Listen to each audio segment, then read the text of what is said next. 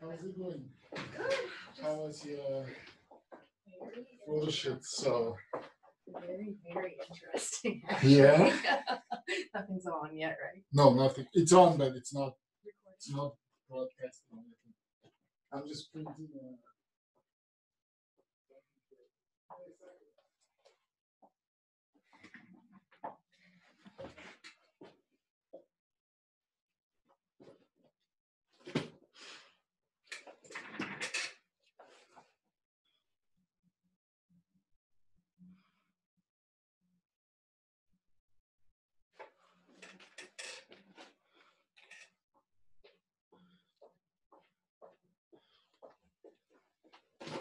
Is this the right chair? Do you want me to sit over there? Wherever I can sit over there. But I'll try to sit. can we both listen?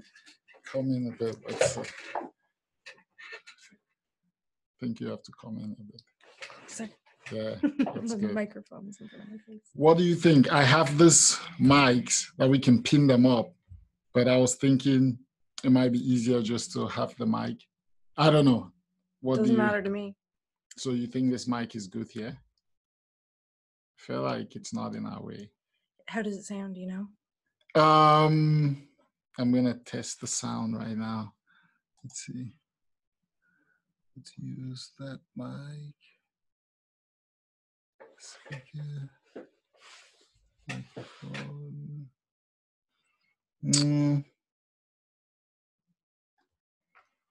Let's see.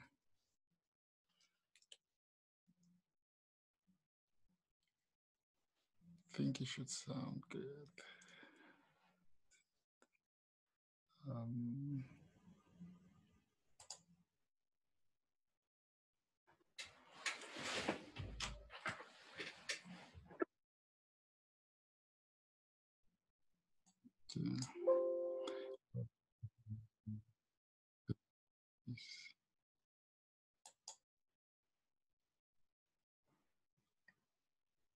Speak and pause.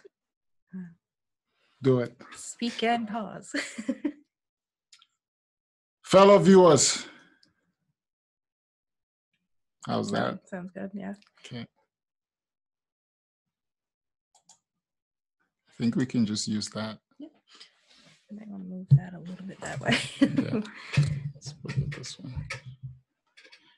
So is it cool if we look at each other when we talk? Yeah, it's cool if we look at each other. I mean, we can look at each other and peek at the cameras a little bit. Now, what I'm going to do is, since we're not using this, I'll put this back.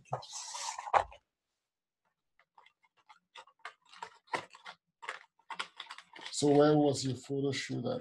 Right at my apartment. I have my studio space right in my apartment now. So. Oh, look at that. Very handy. Yeah. It was a very interesting shoot with a couple. Wow.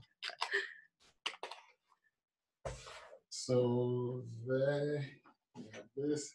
You are the photographer. You tell me how the lighting is.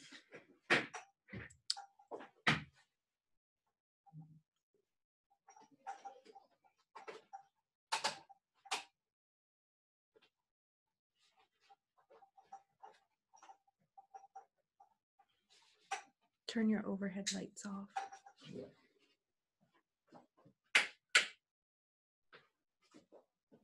Oh, that's not too bad. Can you turn this ring light off at all?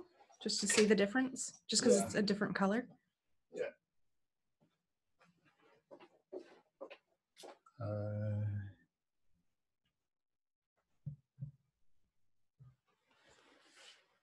It doesn't make much difference, but. To put a blue ring on that light. Yeah, it makes it a lot. Turn it back on just to see if it warms the color up. A little bit, but. Do you want me to bring a different ring? Try backing those lights up some. It's just a little bright. But yeah, that worked a little bit. Try backing that one up too. And can you adjust the power on those lights, or is it just one setting? No, it's just one setting. Okay. I mean, it's fine. I glow, but I'm gonna glow anyway. You're gonna glow anyway. That's right. Okay, let me bring out some water.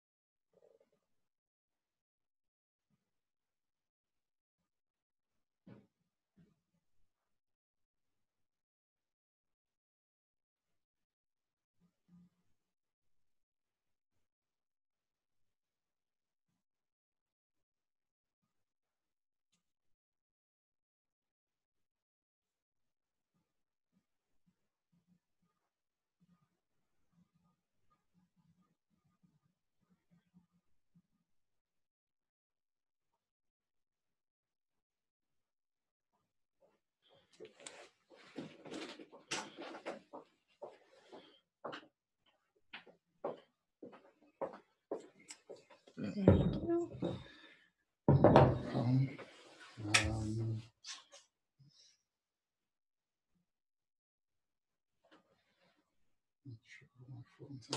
The hardest question was tell us about yourself.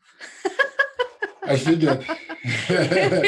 You're gonna have to you might have to pick at me a little bit. I'm going to prompt you. Don't worry, I'll do some prompting. Okay, let me see. Now, this is always the trickiest part when I'm doing this. So once you're live, can I share it on my Facebook? Yeah, so once we're live, you can go to your Facebook and share it. And this is usually the tricky part. So I go to make sure we have everything in place.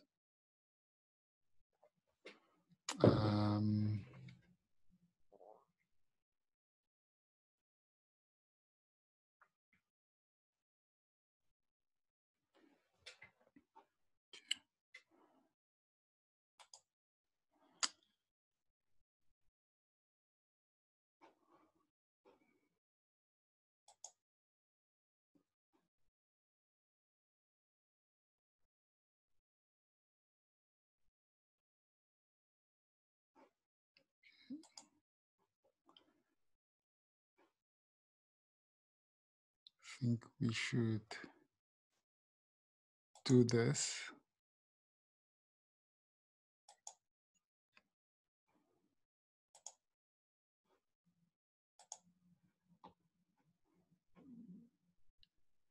And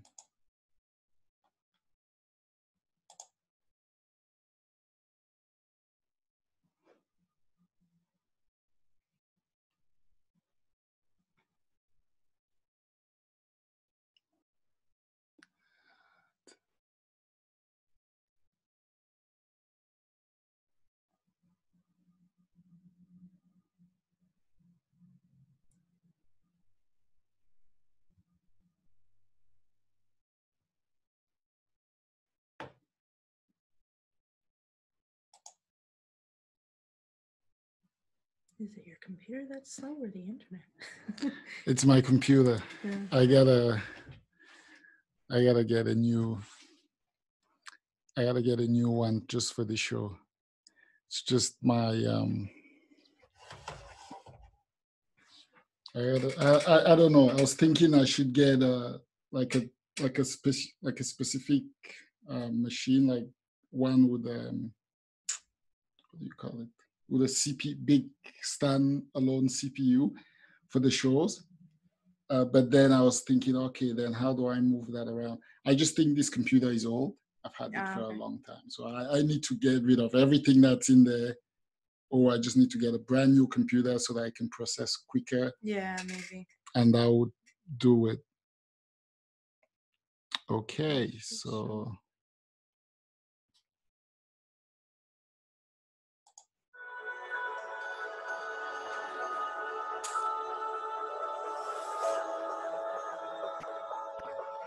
So that's what should be showing. So once I go live, then you can copy the link. Yep. And share it. Okay. Let's see.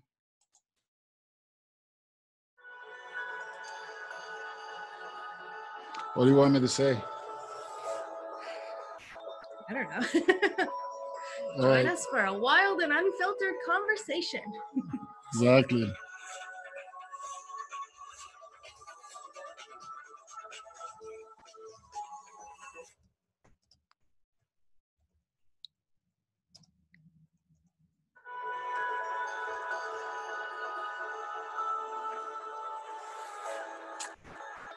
Can you tag me in it?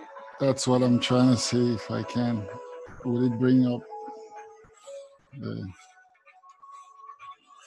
tag some people?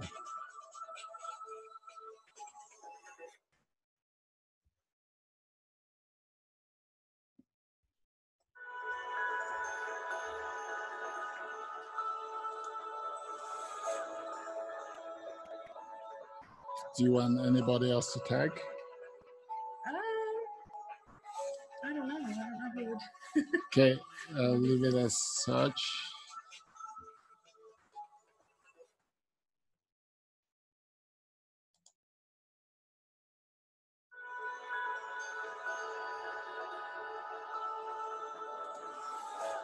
All right.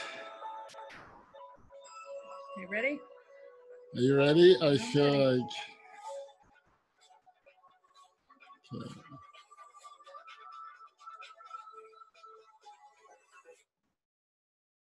The title. Oh yeah, this stuff. I'm just gonna go anyway.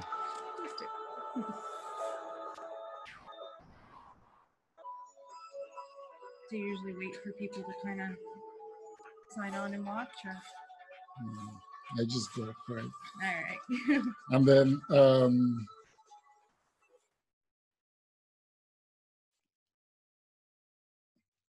is it live? Yep.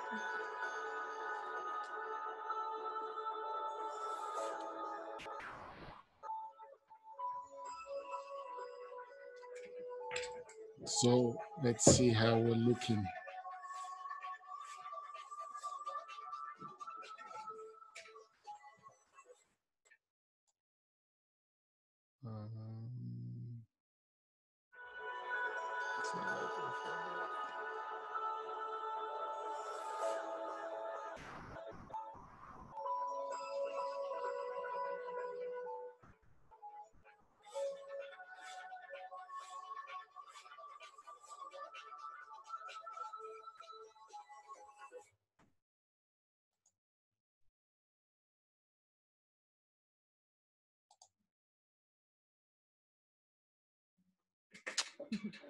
Well, good evening, ladies and gentlemen, fellow viewers. Welcome to the show Unfiltered. I'm your host, Chaps McFarlane, and I have a lovely guest with me in the studio today, and this is Miss Jade Renee Malone. Jade is the host of the podcast called Wild Conversations, and she is a photographer by profession, and she does some exquisite photography, one of which you will learn about during the course of this conversation. And it is Boudoir Photography, for those who know about Boudoir Photography. But we're excited to have you here with us today. We're excited to have Jade, who is coming to studio with us. Thank you for coming, Jade. Thank you for having me. That's great. So join the conversation, please. I encourage you to like, share our link and our video. Encourage others to join. You know what to do. If you've been a guest here before, share our videos, and we want to grow the show. So thank you all for coming, and we are going to get right into it. Jade, so why don't you tell us a little bit about yourself? Start with the hardest question first. Start with the hardest question. I've been a photographer for 8 years now, and I started actually photographing newborn babies, which was enjoyable, but not my calling in life. And then about 4 or 5 years ago, I came across some boudoir photography, and I fell in love. And I couldn't even put my finger on what it was about boudoir photography that I loved so much. But it just spoke to me, and I knew I had to do it. So I kind of started to push it a little bit, and that was not easy in a small town. But right. It was met with some resistance, but it's fared out. People are adjusting. People are kind of used to me now. Right. Used to the shock factor behind it, I guess. Yes. So, yeah. So how did you become interested in podcasting? Honestly, it was just it's a really good marketing technique for one thing. So I faced an issue with my clients, a lot of them wanting to do boudoir photography, but being afraid of it because they don't know what happens at a session. Right. So I really wanted to build trust with my potential clients and get them to really know my personality, and podcasting is kind of one of the easiest ways to do that. So decided to tackle it. Well, it's really interesting, creating content like that. Do you think that you talk about the issues that you talk about in Wild Conversations are a little bit easier because you're a woman? Oh, absolutely. Yeah. Yeah. Women are having these discussions a little bit anyway. Right. Maybe not as in depth as I like to push people, but when it comes to men, you guys are a little more closed off usually. We are a little. We are actually quite close. Yeah. I would say that I probably am one of those who loves to have conversations, especially if they're really deep and meaningful conversations. But you're right. Like when it comes to sexuality and some of those conversations that revolve around our person and those things that traditionally we've been taught that are more private. I'd agree that it's a little more difficult for us. And it's very difficult to define what is a healthy conversation versus an unhealthy conversation too. Right. So there's a little bit of fear when it comes to, especially for men in this day and age, in the Me Too era. It's a difficult thing to talk about. Of course. So, yeah. Nobody wants to be caught up in that. Exactly. Right. Yeah. So okay, that's great. It is a little easier in that respect. But what are the biggest challenges that you have encountered, in terms of creating that kind of content, and also being the host of it? Well, mostly people's opinions. Right. Mostly just a misunderstanding of what my purpose is. I think it's mostly people think that it's kind of like something dirty or something, even sinful if they're religious or something. But what it comes down to is I'm just trying to push openness and communication and real connection between people. Right. And so it's just getting my message out there and being understood in the right way, versus because some people have so much shame around their sexuality. Yes. That it's very hard for them to open their minds to the conversations that I'm pushing. Right. So. Yes. So again, just to get our viewers to understand what we're talking about, you host a podcast called Wild Conversations, and it talks a lot about sexuality. A lot of you talk about a lot of things that are otherwise conversations that people wouldn't have in public. Exactly. So I guess the name says it all. But you're also somebody who advocates a lot for women's rights and things like that. So you sort of marry that into your conversations on the show, right? Yeah. So like we're talking about is one of the things you would have talked about on your show. One of your episodes was about female orgasms, right? So that's definitely something that, not a lot of people, talk about it in sort of an open context. Maybe they have those conversations, but and that's why we have an orgasm gap. Because people don't talk about it. Exactly. So, well, I have some more questions in respect of that theme. But another thing that we wanted to talk about today was one of the things we talked about on our ad was about, this whole concept of infidelity or fidelity and notions around it. So I wanted to ask you this: should infidelity be viewed subjectively from the party's perspective or objectively through some community standard? Definitely not through a community standard. That's not realistic at all. Right. Every situation is individual. Mm-hmm. Every relationship is individual. And the definition of cheating has grown immensely, exponentially. So right. Before it was sex with somebody who was not your partner, right? And now it can be texting somebody who's not now your it's partner. even looking. If you're walking down the street with your partner and you just you admire some other that to some people that is cheating. Yes. Right. Yeah. And that is infidelity. Now I guess you touched on something that really goes to this question of infidelity.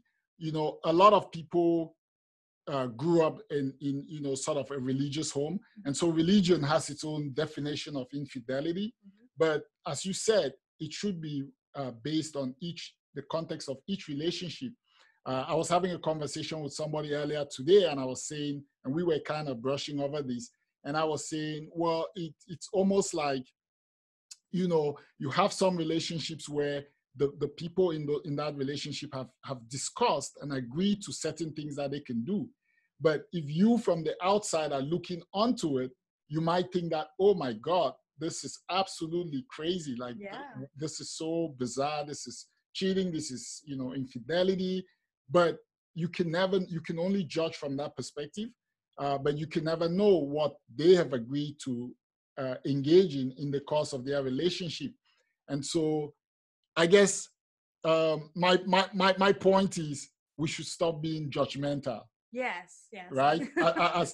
We should forget about what, sort of the media sort of pushes a lot of things out to us, but we should stop being judgmental. We should understand that everything happens within a certain context.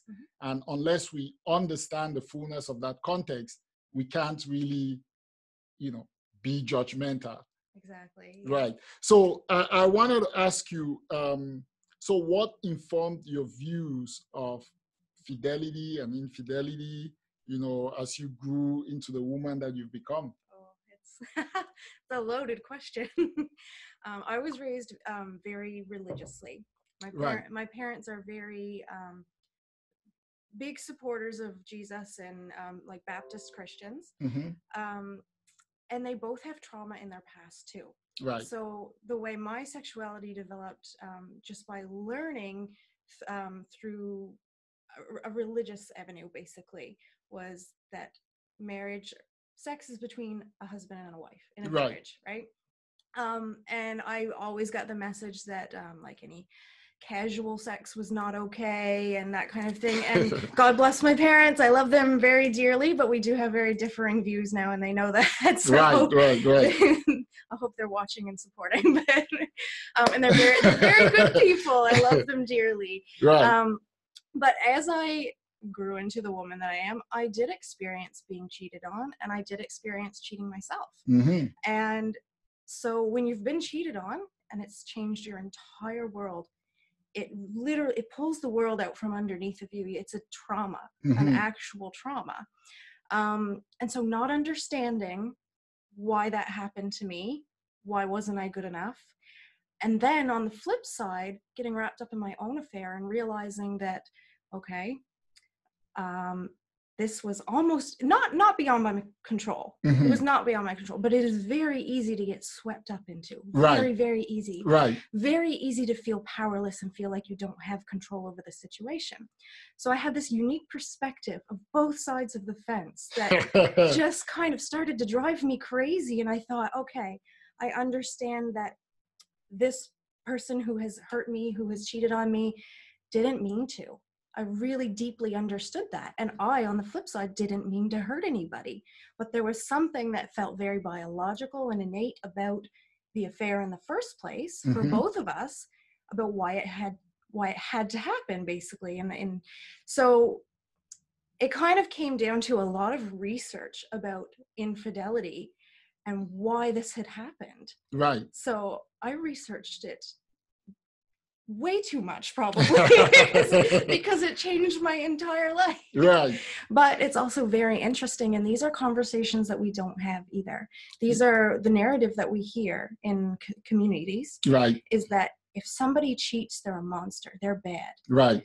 And the person who is cheated on, formerly it would have been bad for them to leave the marriage, but in today's world they get more judgment for staying in the marriage. Right. Right. So it's a very complicated issue. And if you were to first of all, there's no real way to get an accurate statistic on how many people cheat. Right. Okay. Yes. There's no real way. People are not going to say that, Yes, like, exactly. openly. Right. And what constitutes cheating? Is it sex or is it texting? That's a nice segment into the next thing I was going to ask you. What constitutes this whole notion of infidelity? Because, okay, so for example, I was using the example, we are human beings. Mhm. We have natural human instincts. For example, as a male who's heterosexual, if I'm walking down the street and I see a beautiful house, I appreciate the beautiful house. That's a beautiful house. Even though I might have my own house that I live in, same thing. I might have my wife, I might have my partner, but if I see another lady who's beautiful, I could appreciate that and say that's beautiful.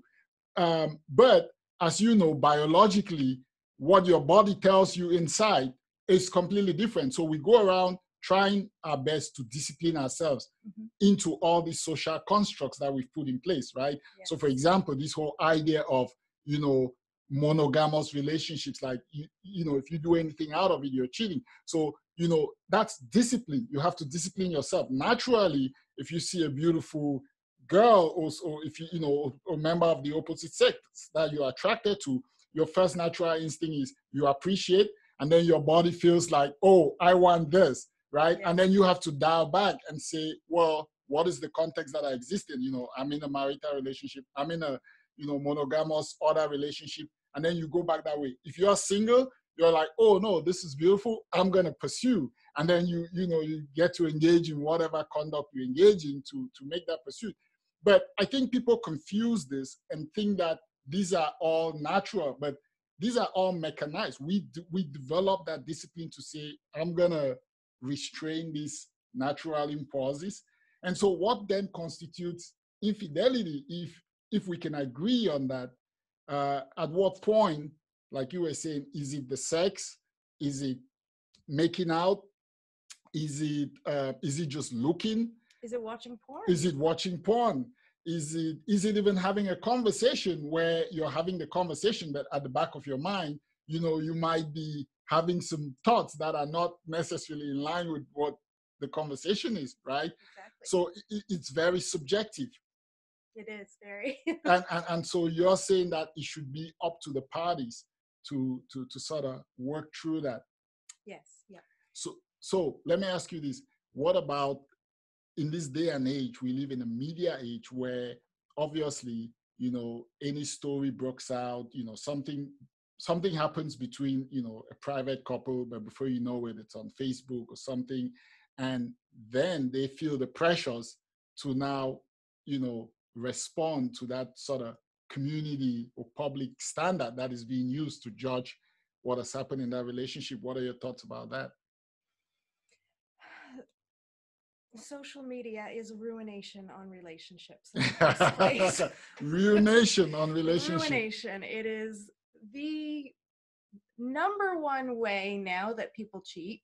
Right. And it also does put you in a public position because now you have a public profile Right. that is open to the Anybody. entire world, Right. really. Right. And so we do get a lot of like judgment coming back from the people on social media and everything, especially when you go through something kind of publicly, or Right. you know, there's cheating out there and everything. It's, I don't know, tough. It's a tough one. Yeah. So let me ask you this.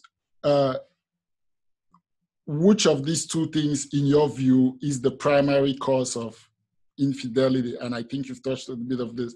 Is it women not experiencing an orgasm in their relationships, or is it men being in strictly monogamous relationships? That is, you know, sort of adhering themselves to this social construct of monogamy. Well, I'm going to stop you there because it's neither. Oh, interesting. It's neither. So women not experiencing orgasm is very common, very common. So I don't know the statistic off the top of my head, but with vaginal penetration alone, only about 18% of women can actually reach orgasm that way. So wow, interesting. Off topic though. The actual cause of cheating would be a lack of communication in your relationship and a lack of the safe place to go to your partner and say, this is what I need. This is what I'm not getting from you. This is what, not that you need an outside experience, right. But you may need more physical intimacy. You may need more hugging. You may need more time together. You may need a date night. You may need, you know, but the deep communication between partners, right, and a deep level of trust is often not there in a marriage. Yes. So, and then that can cause each other to kind of drift. And if you can't go to your partner and say, I am having really strong feelings for this person that I work with, and I'm feeling a little out of control right now, and I don't know what to do. If you don't have that safe space with your partner to be able to say that, you could get swept up in an affair. that is a very, very true saying that, you know, having that safe space for communication. So I guess what you would advise people is they are difficult conversations to have, right? Have the wild conversation. Have the wild conversation. Have the wild conversation. That's it. Before we go on. Okay, yes. So I have to question you on this. So the second part of that question is it men being in monogamous commitments? Right. What the research is showing lately, because we finally have more women in science, we finally have more female sexologists. Thank God. Yes. We finally understand female sexuality a little bit better. Right. Not completely. But what the research is showing is that women are much less likely to want to be monogamous than men. Interesting. Very interesting, really, isn't it? Very interesting. Well, I mean, it's interesting, and we'll touch about that later, but it seemed to me that it's a lot more women who are driving this whole movement of polyamory. It is. Than men. It absolutely is. Right? Which was very interesting to me to observe, and then look at it in the context of, you know, our societies, or everything seems to be tied around monogamy, right? Which in a way drives the way you think about everything, the way you view things. So, you know, so do you think we would be better off if we existed in a space where, you know, polyamory was something that was okay? This is okay. This is legitimate. You know, you don't have to make a choice. You don't have to make that binary choice in your mind. You could form a relationship, and you could explore if it could go further or if it could stay within the context. Is that something that you think would help? I think we need to realize that polyamory is already happening. They're just not calling it polyamory. They're calling it dating around, not ready to settle down. Right. You know? Exactly. But the issue that comes up for me with this is when you are dating around, you are actively trying not to get too close to somebody. When you have polyamory, you are actively trying to get close to people. You want a deep relationship. You want a real connection. Versus people who are just dating around, they don't want that connection. Right. And truth be told, they do want the connection. Yeah. They just don't want it with only one person. Yes. And they don't know how to vocalize that, because it's weird to say that you want polyamory. It is. But conversations that have been coming up lately with females that I know is, it's being called mantouraging. Mantouraging. Mantouraging. So building a male entourage. So interesting. It is, yeah. So, and it's interesting how the language, just the difference in language, somehow makes it more comfortable for them. Right. They're mantouraging, they're building their man web, or they're dating more than one person actively. They may or may not be sleeping with more than one person actively. Right. When this polyamory itself is not always sexual relations. Right. Yeah. Sometimes it's a very deep friendship. Sometimes I know people who have cuddle buddies, you know? It's even a thing. There is paid cuddle, paid cuddlers. Yeah. Right. And I found that very interesting. And it got me to start to think about the dynamics of traditional relationships as we've known it. You know, if you can pay to have somebody come cuddle, you know, is that cheating? You know, because you can pay for sex, you can pay for whatever, right? So that definitely blurs the line. But did you want to finish your thought? That was basically it. Oh, okay. Okay.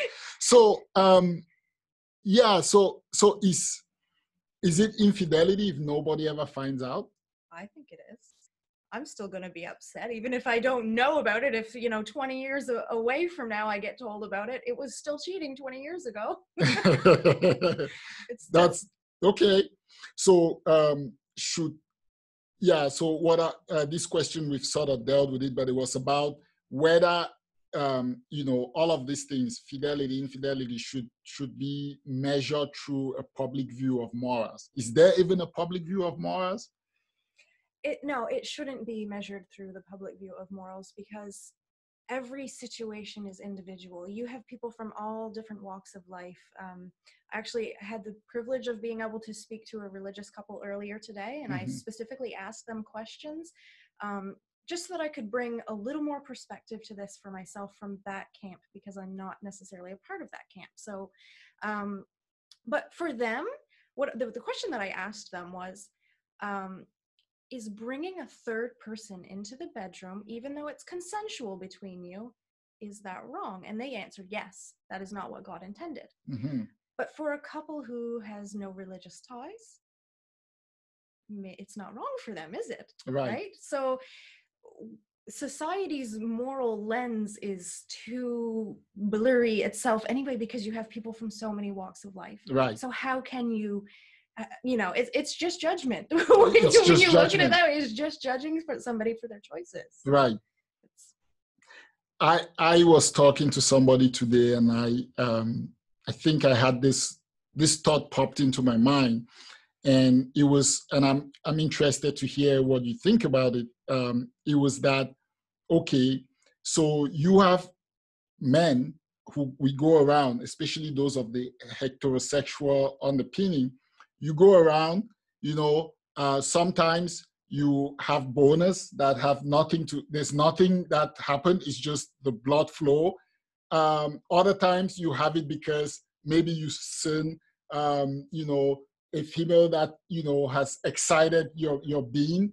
And other times, you see a female that excites your being, and, it's just another day, you're just walking, nothing happens.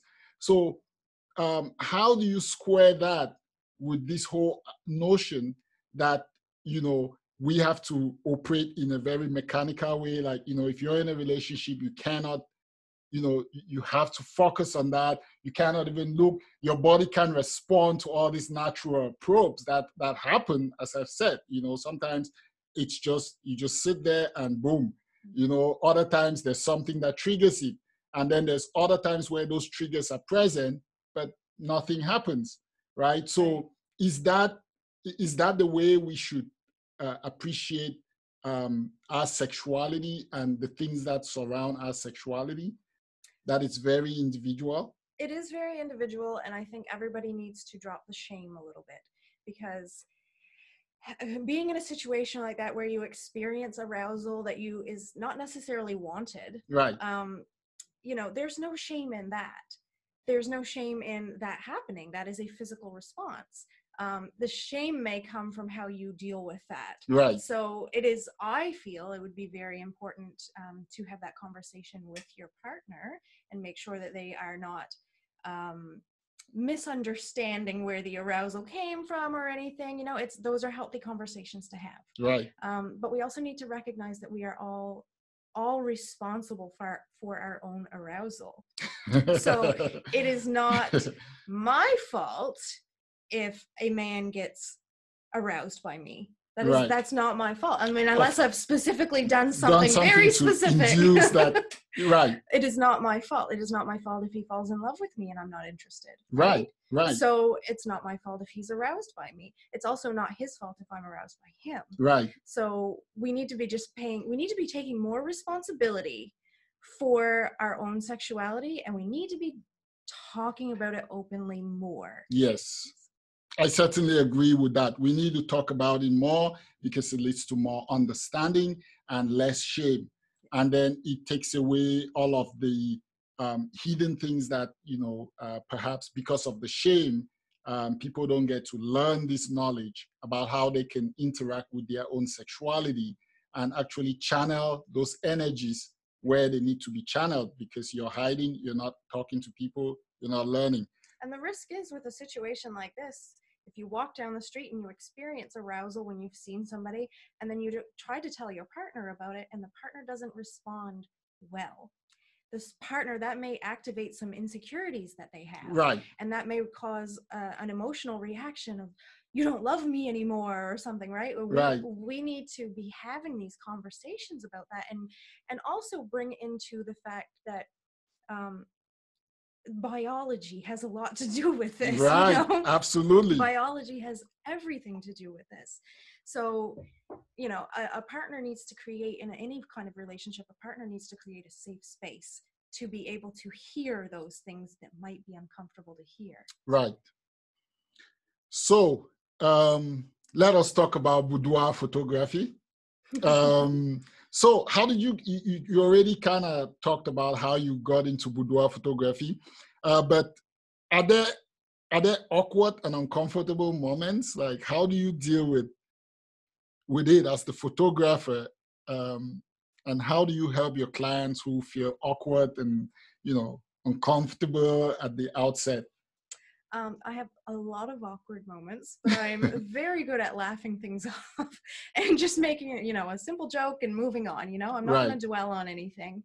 But yes, I could tell stories upon stories, but they're also not my stories to tell. Right. I find that interesting because I was saying, okay, you do this very unique boudoir photography, you know, but also, so how do you deal with? Do you just share the your content, or do they have to give you permission to kind of share that content? I would never share anything. I'm very, very strict about it. I would never share anything without permission. Okay. And that is, to me, is a violation of their trust, and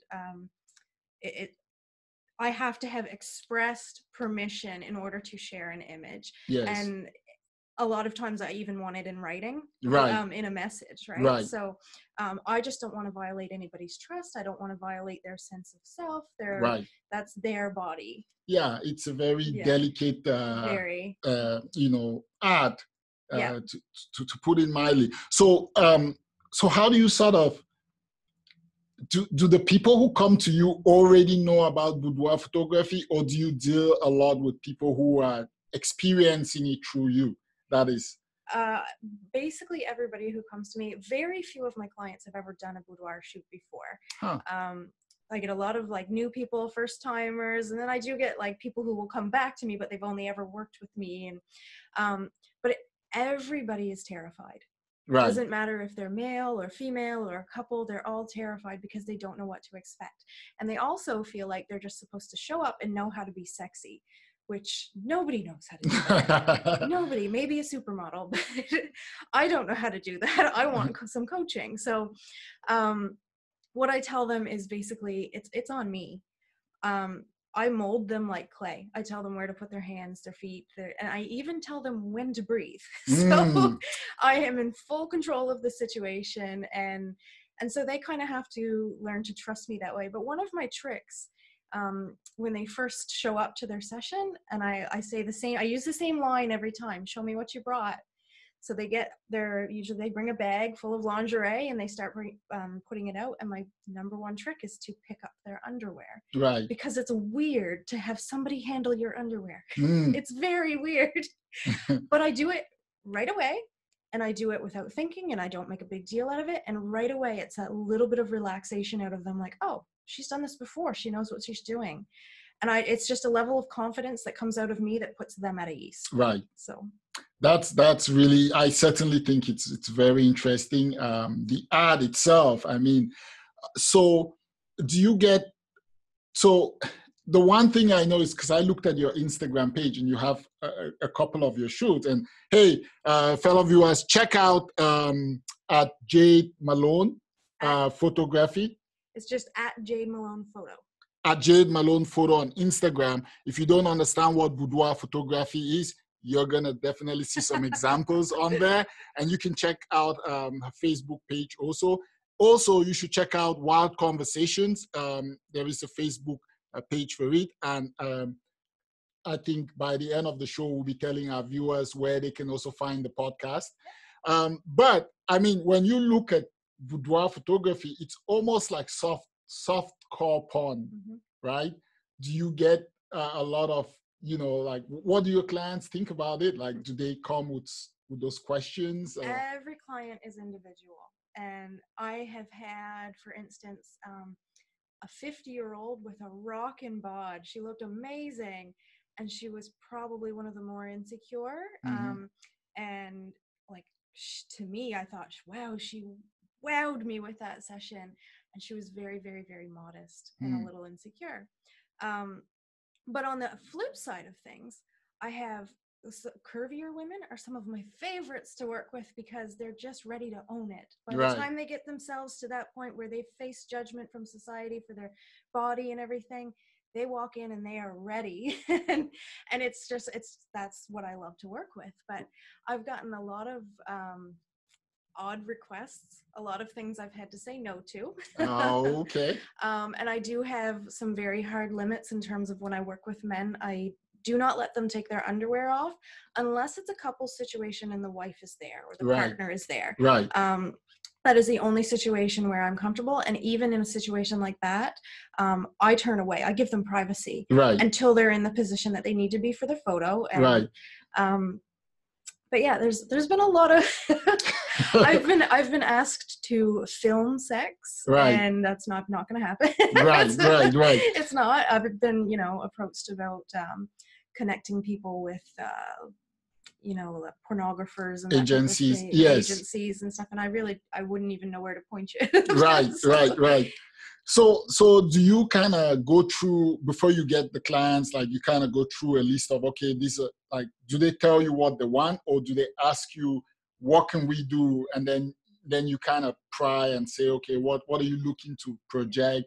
Is that how it works? Most of my clients, like the vast majority of my clientele, is just women. I do work with men occasionally, sometimes fitness men, and then I work with couples a bit. But the vast majority is just women, and they basically all show up and tell me, I trust you, just do what. But I've also built myself to that point where they do trust me, because they've seen that what I've created in the past.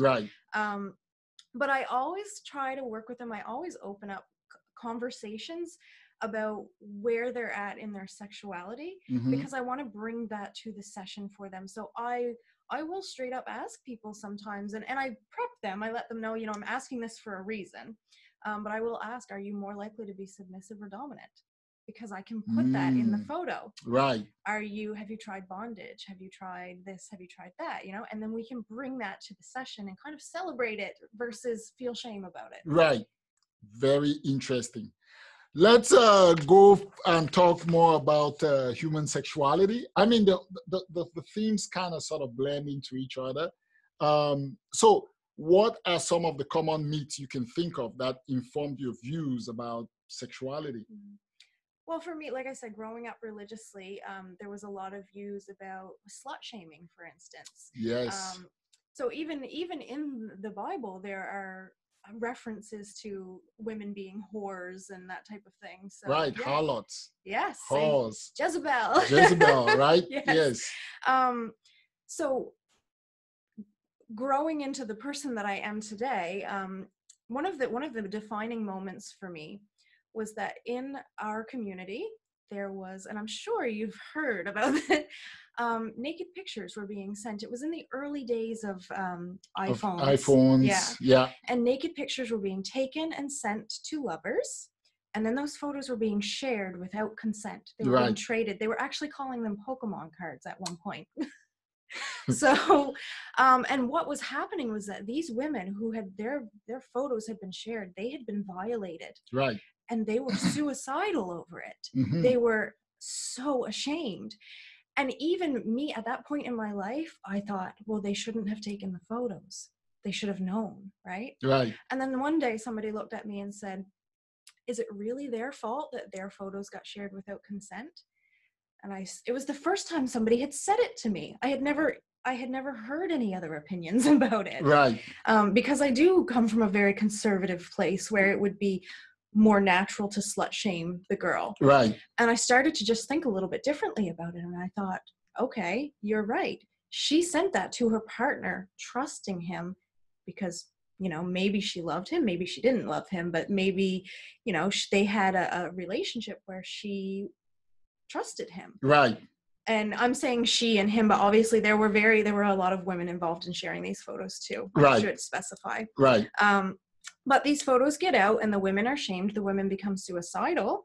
And I'm sure this is happening for men too. I just hear more, I personally hear more from women, but, right.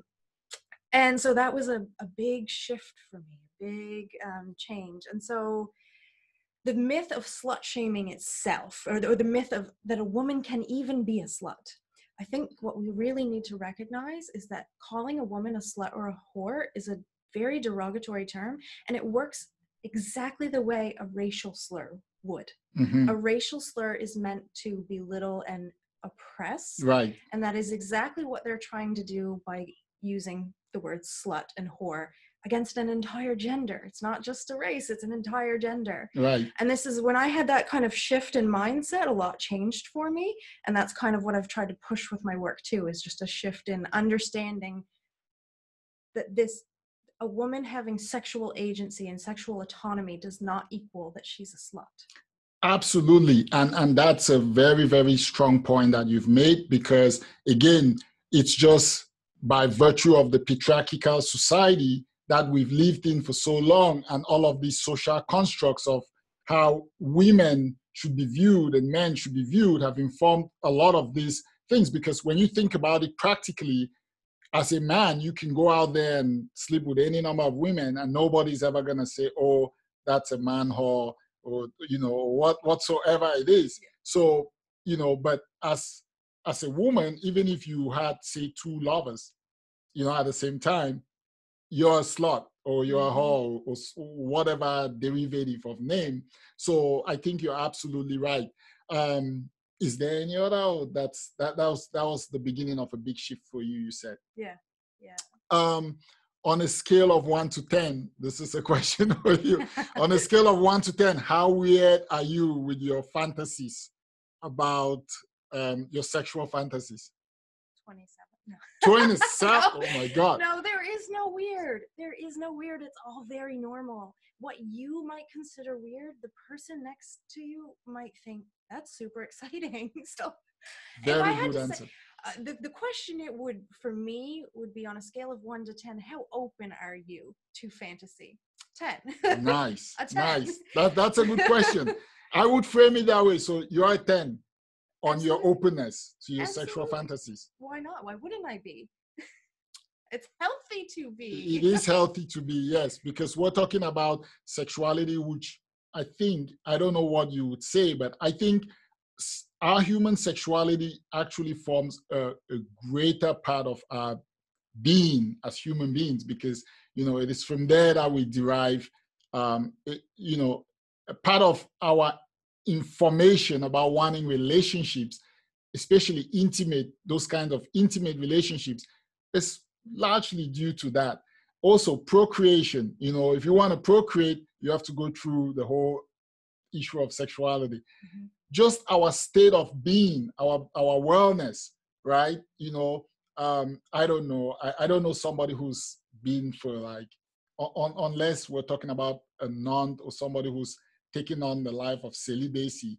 But I couldn't think about spending like, you know, a large amount of time without being able to, you know, act on my, you know, sexuality, you know, like whether it's having sex or being intimate in that context in some way. So I think it really forms a large part of our being. And so you're right that, you know, we should talk about it as being open, not being weird. And that's another thing, is that people don't consider their sexuality a part of their personality. And in fact, it makes up a large part of your personality, right. A very large part. And another thing people don't realize is that, first of all, every human has the ability to be a creative person. Mm-hmm. Creativity is extremely tied to sexuality. Very tied to sexuality. And this is something that people don't necessarily realize, that they are their most creative when they're turned on. When their creativity is feeling stifled, they're likely sexually stifled too. Interesting. Yeah, very interesting. It's very fascinating. I hope you, the viewers, are listening to this and are soaking it all in. Very interesting. Well, again, let me ask you this. Okay, describe the perfect kiss in 3 words. There would have to be anticipation. The anticipation of a kiss is much more powerful than the kiss itself. Huh. So anticipation, eye contact. Can that be one word? Eye contact. Well, we could squeeze it into one word. Together. Anticipation, eye contact, and passion. That's what Anticipation, everybody wants. eye contact, and passion. Well, there you go, folks. That's what, Jade, those are the 3 words to describe the perfect kiss. For those of you who are still looking to get in a relationship and, you know, go on that date and give that first perfect kiss, there you go. Which is more important, the human mind or body, and why? I would say the mind. I think maybe they're both equally important, but the mind is much more powerful, especially for women. Mm-hmm. And this is part of, you know, why women are struggling to orgasm too, is that it has a lot to do with your mind. And our minds are full of what somebody else might think, or the, you know, religious conditioning that we were raised in, or even political views, social constructions. I notice a lot in the feminist community of arguments about how we're going to shatter the glass ceilings and, you know, button up, don't dress too sexy, use your brain and all that, but that's turning your sexuality off too, right? So it's it's a complex argument, I guess. Right. Yeah. So, but I think I think that they are both equally important. Yeah. But I wanted to hear your thoughts on, you know, whether the mind or the body, especially your views as a female in terms of that. So is it important that a person's sexuality mirror their potential partner's sexuality? I think openness is the most important part. Right. A mirroring would be nice. If you're super sexually compatible, great. Right. But I think people don't quite understand the journey that you can go on together and the connection that you can experience together just by being open with each other, right, about possibilities. So if, for instance, my partner says to me, he might be interested in pegging, I might be terrified of that, but should I shut him down, right? Should I shut him down? Because if I shut him down, is he ever going to tell me again what he needs? Is he going to feel safe with me again, right? The most important part is openness. If you can be open with your partner, you can have a very healthy sexual experience.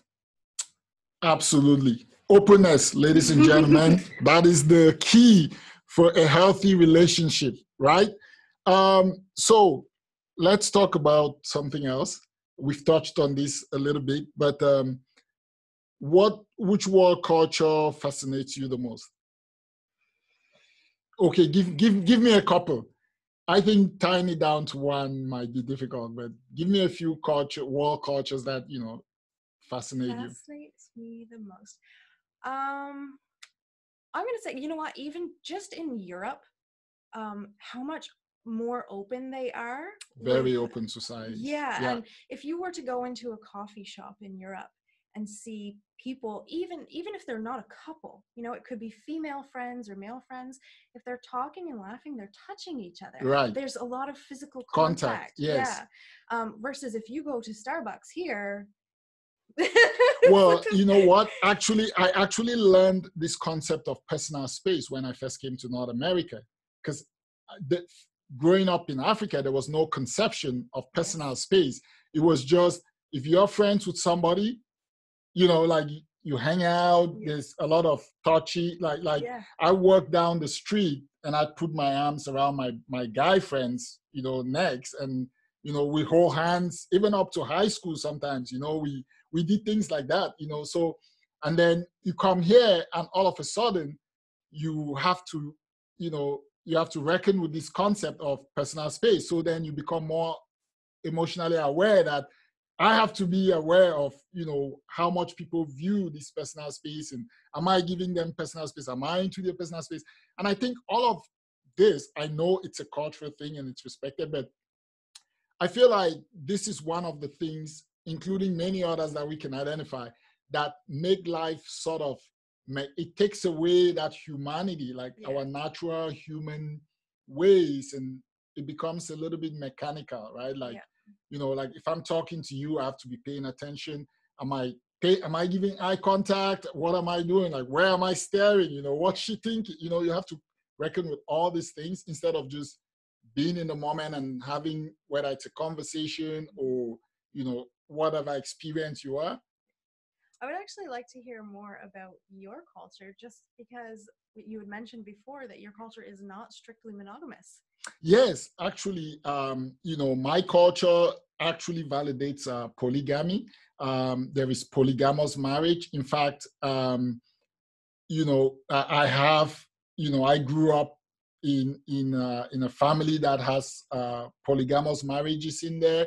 I have friends who grew up in polygamous homes, neighbors. So for us, it's not even a thing. It's just one other form of marriage, right? Mm-hmm. So yes, I did also grow up in a very Christian upbringing, and I've been very involved. I'm a very spiritual person, and so I'm still wrestling. I'm wrestling with the ideas around the concepts of marriage and relationships, and how that how my Christian teachings have taught me about these things. And now when I reflect at the realities, and I reflect back at my teachings, how do I navigate this, and how do I explain it to others in a way that I accept and that I'm comfortable with, right? Mm-hmm. So not necessarily just reflecting what my Christian teachings were, but what I think is reasonable. Mm-hmm. So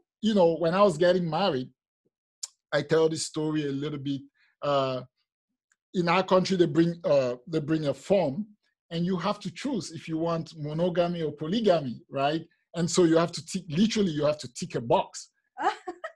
No, it's true. So when we were getting married, my wife and I, there was a couple who were getting into a polygamous marriage, and the culture is that for you to enter into polygamy, the first wife has to consent to you marrying that second wife.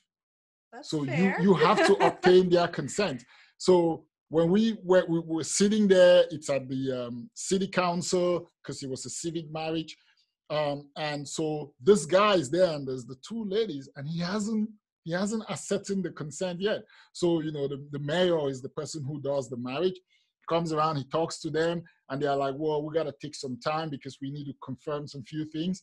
And she was withholding her consent because there were certain guarantees that she wanted, right? So he had to go back and they had to do some more negotiations and then come back, and she gave the consent, and then they did the marriage. And all the while, my wife is sitting right beside me there, and I'm telling her, I'm saying, I'm checking that polygamous box, and she's just looking at me like, don't you? Right? So that in itself was quite an experience. And so, we're used to that. So has it been difficult for you to adjust to this mindset? Have you always wanted monogamy? I've always grown up being taught that monogamy was the way, okay, right? So, but even with that, like I said, those were being informed by my spirit, by my religious beliefs, right? And those values. But at the same time, while I was growing up and had those beliefs, I had many friends who were, children of polygamous families who were in polygamous. Like I said, even in my own extended family, there have been polygamous marriages. So it's always been a thing. If I say I'm going to obey strictly my religious teachings, then monogamy would have been it. But if I were just saying, you know what, I'm just looking at life and I'm thinking through what the best cause of relationships could be, maybe polygamy, maybe polyamory, things like that. But I haven't really given a lot of thought about what I would do otherwise, because I went straight into a monogamous relationship and I kept it at that. And so I think me and my wife have discussions all the time about, a lot of other things. And certainly, we haven't had a discussion about whether we want to, I mean, you can tell where she stands based on the story I told you earlier, but, we certainly do have those conversations. In fact, I told you this, I did write a paper in law school about, I was advocating that Canada should legalize polygamy. And it was funny because this was written in a class which was called Law and Religion, right? Oh. And so I was sort of responding to some of the, you've heard about the Bountiful out in British Columbia, the religious sect. No, I've not heard You've of never that. heard of no, the I heard of that. Well, there was a religious sect. It's like a split off from the, about the Latter-day Saints? Yes. Yes, so it's like a breakaway group from the Latter-day Saints, and they're called the Bountiful, and they are out west. And, they have these conceptions of marriage that are akin to what happened in the Old Testament in the Bible. So you could take multiple wives. They practice that. So, and there's been a lot of pushback. So there's a lot of literature around that, and there was some things happening. So based on that, I wrote that paper. But, we could talk about it another day. But it was very interesting when I went to present this paper. A lot of people came to listen to were all women, right? So certainly it's something that I like to have fun thinking about it. And, I think maybe we should define for people too. Polygamy is when a man takes several wives. Right. Polyamory, there's often no marriage at all. It's it's basically you're dating around, you're man-touraging, right, or woman-touraging. And then polygyny is a woman taking several husbands. Right. So polyamory is kind of the in-between where both people get to do it. Right. And I must say that is what, if I would advocate for it, that is what I'd advocate for. It should be fair. Yes. If a woman wants to be in multiple relationships, that should be the same as if a man wanted to be in multiple relationships. So I would say polyamory is more or less, bringing the two together in a nice way, although they don't have that marriage component to it. Although it is interesting to think about the sanctity of marriage and where that's going to take us, because we're at a place in society where we're just accepting gay marriage. Right. Now, what about these people who are going to want to marry more than one person? And on both sides, how far can you let it go? If a woman has 3 husbands and one of her husbands has 4 wives, then how far can you really let it go? How far can you really go? And I mean, that is an interesting thought, because you think about the whole idea of Now we have, gay marriage. We have bisexual relationships. We have people who go both ways. So, where does that take us? In terms of, I mean, we know that those things are happening right now, but in terms of, is it ever going to be something that, becomes, something that is codified and sanctioned by law, right? Because I think the biggest issue we have with all these things is just when the law comes in, or and wants to regulate the behavior. Because like you said, polyamory already exists. There are big polyamorous communities all across Canada, but they are not going to get regulated. Nothing is going to happen until some people start saying, we want to get into marriage. Yeah. Then that's where the problem starts, right? And then you're going to have your arguments, both politically, religiously. You're going to have arguments from every side. Right. So it's interesting to see where we're going to end up in 20 years with this conversation. We should all dial back and recognize that we are human beings, and we want to experience our humanity in a way that impacts us positively, our shared humanity. And I think if we constantly think about our world in those terms, it would be a little more easier to navigate all the nuances, the different politics and everything that has been socially constructed to guide our natural human expressions of ourselves, right? Another thing I want to kind of just emphasize here is that I get tired of hearing how weird polyamory might be, or people just push the idea out, but what they don't realize is that it's already happening. They're probably already doing it. Yes. If they are dating more than one person right now, which in our community, in this area, is a lot of people tend to really narrow their focus on one person. Right. And they do it because you can't have you can't get away with it. You can't get away with it. It's a small community. Yes. But in cities, people do now, and they have always dated around until they find their forever person. Right. So what they need to realize is that that's already polyamory. If you have a relationship with somebody that you've been having sex with them for the last 3 months, but they say, I'm not ready for anything serious, and you say, well, I'm not either. It's basically just saying you don't want monogamy right now. Right. Right. So if it's the opposite of monogamy, what is it? It is polyamory. It's polyamory. Right. So. That's an interesting way. So let me ask you this, just because it came up based on what you're saying. Would you say women are the ones driving the sexual revolution right now? Absolutely. Yes. So the reason I asked you this is because I'm going to ask you this other question, which is related to the whole idea of polyamory. This whole idea of Tinder, right? So just going back to what you were saying, so as I understand it, most people, when they go on Tinder dates, it's like, anything can happen. There's not necessarily any relationship. You probably seen the person, you swipe, you talked a little bit, you go on the date, and whatever happens. But, after that, there's no, you haven't sealed it that we're going to be exclusive. You can go on as many Tinder dates as you want. So is that the new sexual, revolution? A lot to say. Where do we go from here?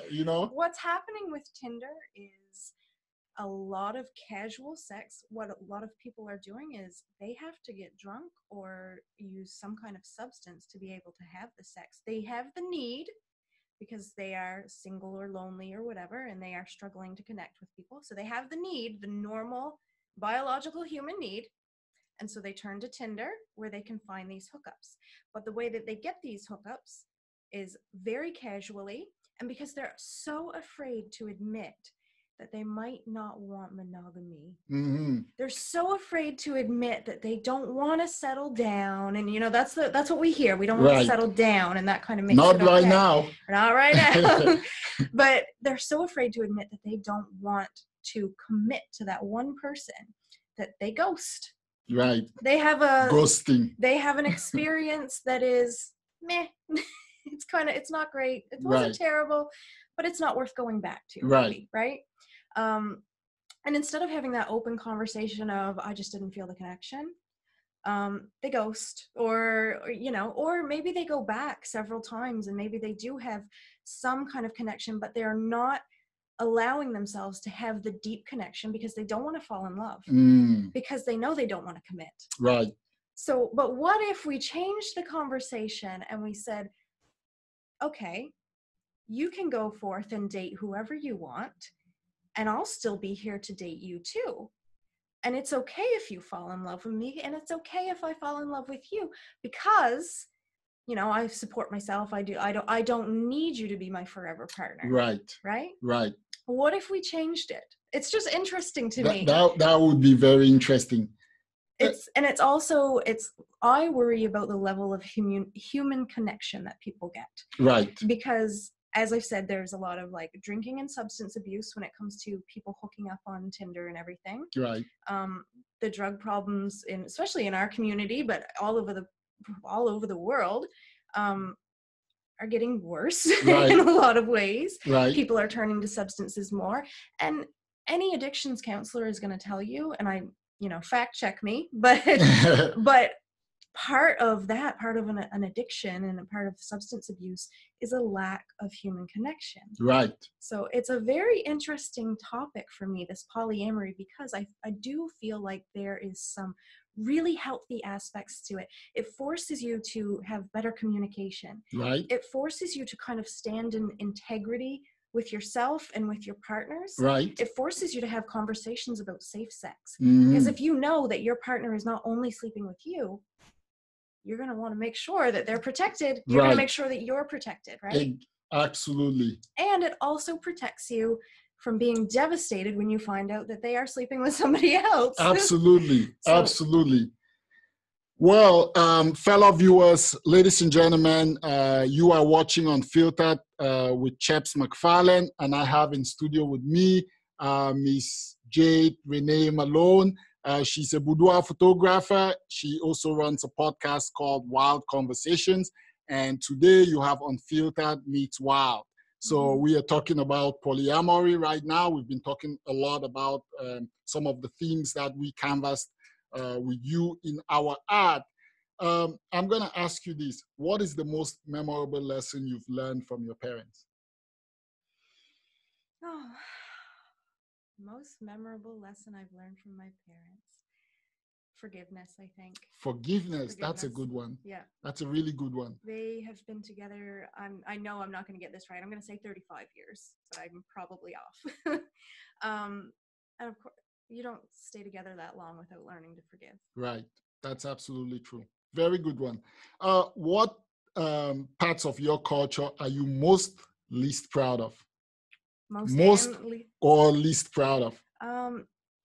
Least proud of would definitely be the amount of shame we inflict on other people for their choices. And especially around sexuality and the human experience. And, right. When it comes to something like murder, yes, there's a lot of shame, but when it comes to something as simple as just connecting with another human for the purpose of either cuddling or sex or whatever, those choices are judged so harshly. Right. When I can't say what you need, I'm not you. Right. I can't say what Joe down the street needs, I'm not him. Right. So how can I judge that? Right. But probably what I'm most proud of is the growth that's happening right now. And yes. Say what you want about millennials, but I think we're changing things. We are changing. There is a lot of growth. Yeah, there is a lot of expansion in knowledge and conversations. Social media has changed so much for us, and social media can be so annoying at times because the conversation can be so awful and negative. Right. But it also has brought, I would be willing to bet that we've seen more growth in mindset in the last 10 years because of social media. That's true. Than we have in the last 100. Right. Well, look at us. We're here talking about sexuality and polyamory and sex and everything live on Facebook. So that there is certainly a lot of growth. I'll ask you this.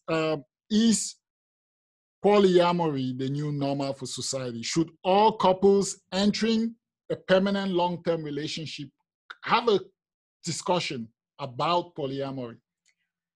It's not the new normal yet. It is an upcoming conversation, Okay. and it's a very interesting conversation if you're like a sociology nerd like me. I love this stuff. Right. I just find it fascinating. But it is an upcoming conversation, and it's one that's not going away. Mm-hmm. But when it comes to a couple, and first of all, I think one of the smartest things that a couple can do right now is assume that they will face infidelity at some point. Right. They need to assume it, because you cannot go into a marriage that you expect to last 20, 30, 40 years and think that you'll never face temptation. You're going to face temptation Every day. Every day. Every day. Every day. And at some points, you're either moving closer to your partner or you're moving away. People don't Right. stay stagnant. Right. So you're either actively trying to get closer or you're actively moving apart. And so if you're not actively trying to get closer and have those discussions about what's going to happen when I find myself attracted to the man at work, what's going to happen when you find yourself, your inbox is full of messages from women on Facebook or something, what's Right. going to happen? How are we going to tackle that? And so people need to start, I think it's healthy for all of them to have the discussion about polyamory. Right. Though that's not to say that most people are still not on board. Right. Most people are still not having on the board. discussion doesn't mean you're considering it as a choice. It's just, I think it just helps you break down, as you were saying, a lot of what happens is communication is needed. It just helps. It's like an icebreaker. Yes. Because if you can talk about polyamory with no shame and nobody feeling as if this person is going to go out now or is not interested in me or is looking somewhere else, then there's nothing else you can talk about. Exactly. Right? Exactly. Yes. So let me ask you this. Are people better at creating or destroying things? Are human beings better at creating or destroying things? Creating. We are millions of years into this thing now. We've been creating for years. And it has to be creating.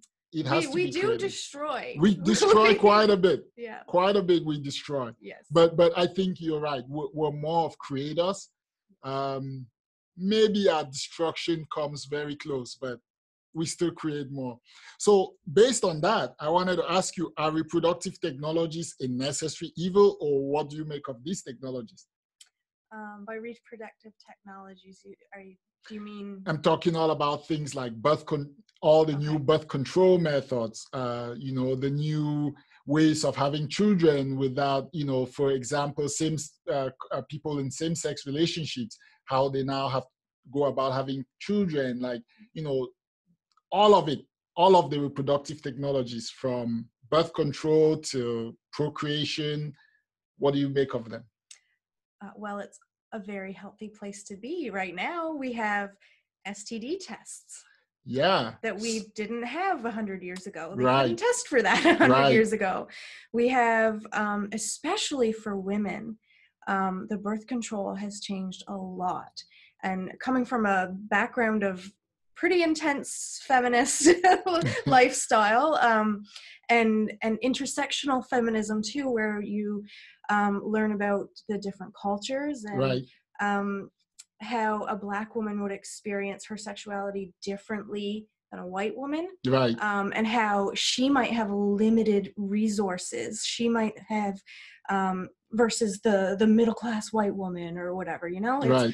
And we're coming up here February 1st. We're Black History Month. Black History Month, yes. Yes. So happy African Heritage Month, Black History Month, whichever way you call it.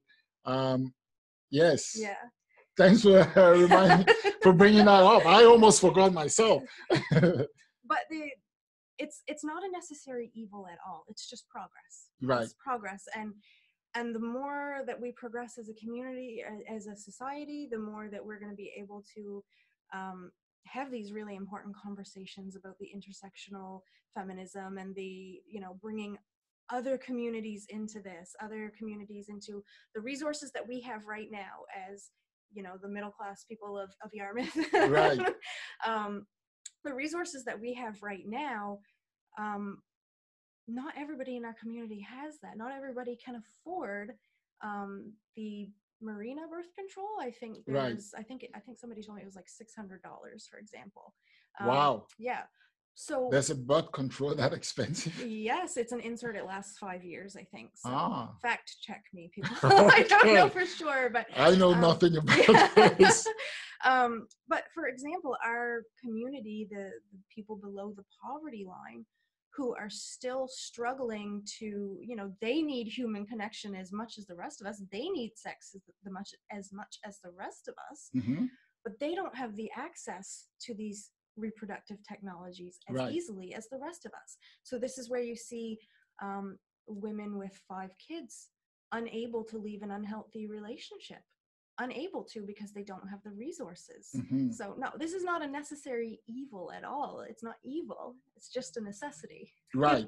So what you're saying is we could also use it as an opportunity to fight for more equality Yes. Around, because, you know, as much as you say the middle class folks need these technologies, everybody needs these technologies, because everybody's trying to express their humanity in the fullest way for which they can, and they should not be limited by resources and money and all of those things, because then you don't have that full human experience, right? Based on this issue of reproductive technologies, what are your views as you know, I think I know it, but I'm just gonna ask you again. What are your views with this whole issue? And it would be interesting because we both grew up in Christian, you know, religious homes.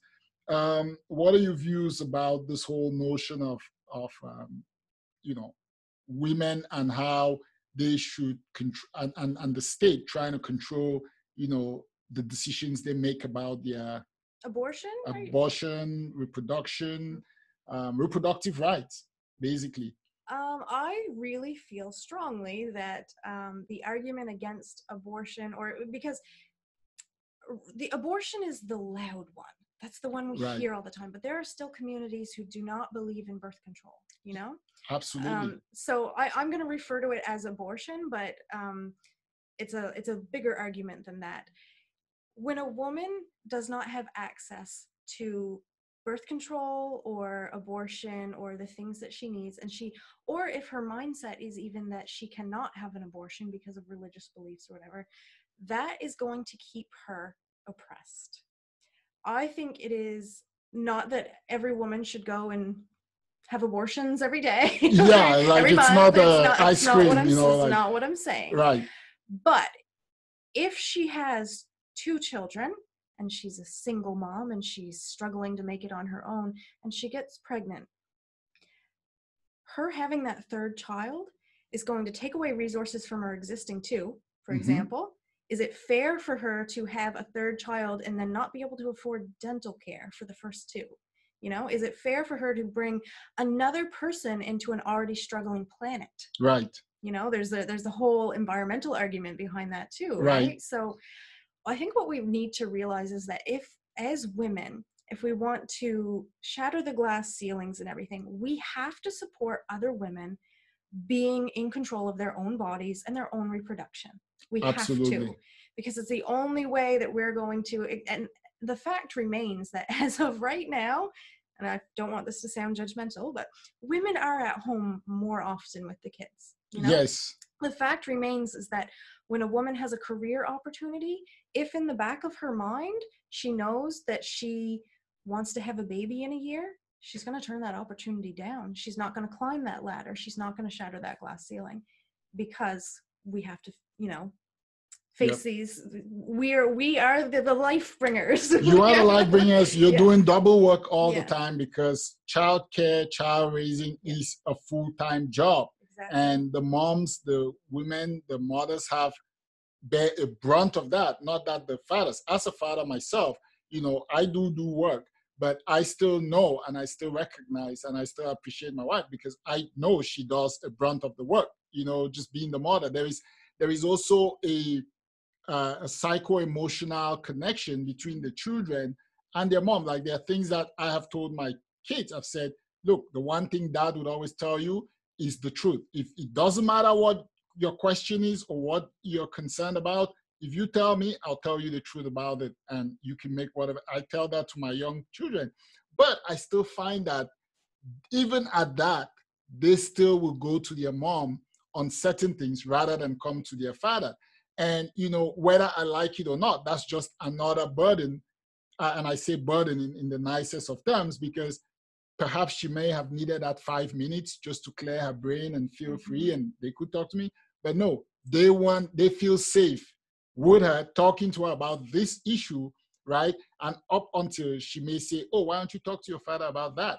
And then they feel like, oh yeah, you know, like I can now talk. So it's just the dynamic. So I definitely agree with you. Women, I give it to them. They do a whole lot. And there was an interesting statistic that when we were talking about this, you had raised this casually about the women who have abortions. Yes. I believe it's at least a third of abortions. In fact, check me again. I don't like putting false information out there, but I believe it's around a third of abortions are actually professional married women who already have children who don't want anymore. Right. The narrative that we hear about abortions is, oh, she's using It's abortion. Just the single women who are going there, you know, having. She's been slutting it up. She's been she's been pregnant 100 times. She's had 99 abortions. Like, right. It's That's not true. It's not true. Most women do not use birth control or use abortion as a form of birth control.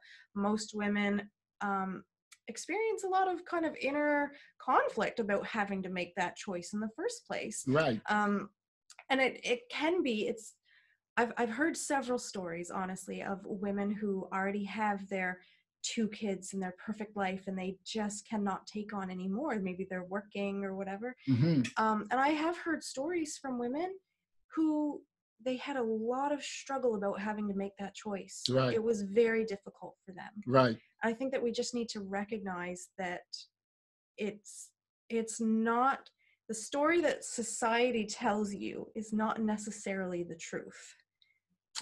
That is a very big fact. Yeah. Yes. Well, thank you very much for coming. I would ask you one final question as we are approaching the end of the show. What motivates you? What motivates me? Yes. Human connection. Human connection. That is a very fine answer. Ladies and gentlemen, thank you for joining the show. Thank you for listening to our discussion. Fellow viewers, it has been a wonderful conversation here with my friend Jade Renee Malone. She is the author and producer of the podcast Wild Conversations. Check it out. Where can they find this podcast? So if you are an Apple user, if you have an iPhone, there's an app called Podcasts that you can just search for Wild Conversations. If you're an Android user and you have Spotify, you can find it on Spotify, or you can just go to www.wildconversationspodcast.com. Go check it out. There is a lot of wild, interesting conversations. And you heard it from her. What motivates her is human connection. So you can imagine what kinds of conversations I had on the Wild Conversations. Thank you so much. It's been a great pleasure. I'm so happy that we did this collaboration finally. Yeah, and I'm sure we'll be doing more in the future. Yes. So this is Unfiltered with Chaps McFarlane. We have been here live from Yarmouth, Nova Scotia, the South Shore. Yay to South Shore people. And we've been bringing you this very interesting conversation. Thank you for joining us. Please share this video, like, encourage others to join, and also check out our YouTube page, Unfiltered with Chaps McFarlane, and check us out on Instagram at mchaps and Facebook, Unfiltered with Chaps McFarlane. Thank you. Have a great rest of your weekend, and we will be talking soon. Next week, before I forget, next week we have a gentleman coming on the show. He is quite the guy. He's going to be joining us from British Columbia, and there is going to be a lot of discussion, and we are going to cover a lot of topics. So tune in again next Saturday for another interesting episode of Unfiltered. Thank you.